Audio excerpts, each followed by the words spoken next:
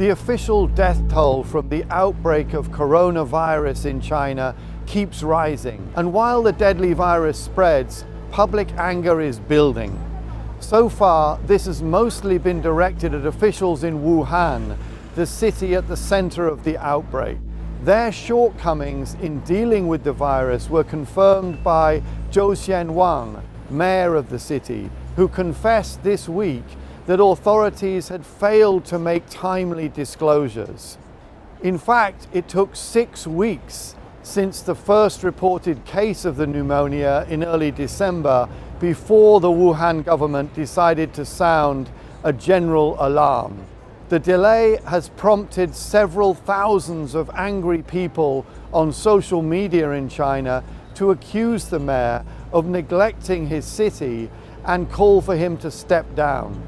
Such outbursts of public dissent are rare in China, particularly during the rule of Xi Jinping, China's authoritarian leader. But rarer still are public displays of disunity among the different levels of the Communist Party hierarchy. But this is exactly what's happening this time. Even as the mayor of Wuhan offered to resign and face what he called the infamy of history, he also laid responsibility for the slow reaction to the virus at the door of the central government.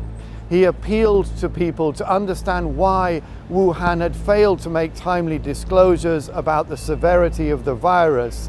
This was due, he said, to the fact that the city had to wait for authorization to raise the alarm from Beijing. Such authorization took weeks to come. All this is stirring dark memories of China's last great pneumonia scourge, the SARS outbreak of 2003, which eventually killed some 800 people in 17 countries around the world. That crisis was also worsened by cover-ups and underreporting that lasted months. The fallout from SARS rocked the Chinese government and resulted in the firing of the Minister of Health and the Mayor of Beijing.